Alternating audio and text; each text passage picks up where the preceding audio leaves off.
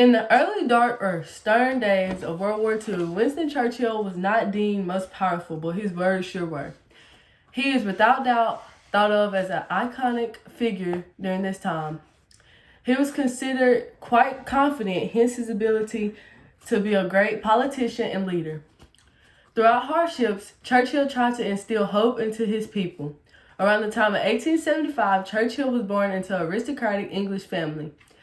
He was not always considered an amazing leader, but his experiences such as becoming a member of parliament at age 26 and becoming prime minister helped shape his character and leadership. In 1940, war began to dismantle towns and cities he cherished most.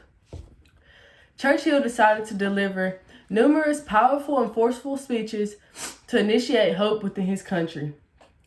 The speeches he delivered were called Iron Curtain, Strategic Planning, and most famously known, Never Give In. The Iron Curtain speech emphasized the necessity for the United States and Britain to become protectors of tranquility and stability against the Soviet Union and their communistic ideas. 3 parts of the strategic planning addressed, firstly, the dangers that may arise when attacking the opposer. Secondly, the best method of meeting without repeating history or making the same mistakes of previous wars.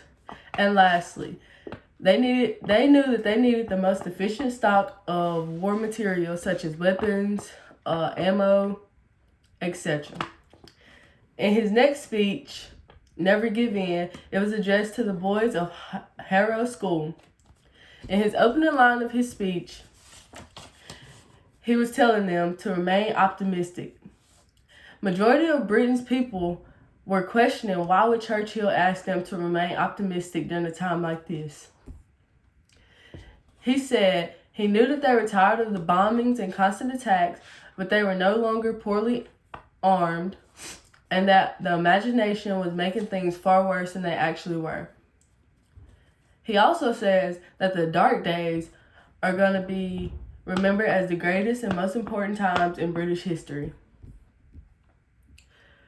Churchill knew that although hope and advanced weapons were needed, he also needed alliances. He began working with the President of the United States, Franklin D. Roosevelt, on strategic plans on how to help the U.S. remain neutral while also helping Britain.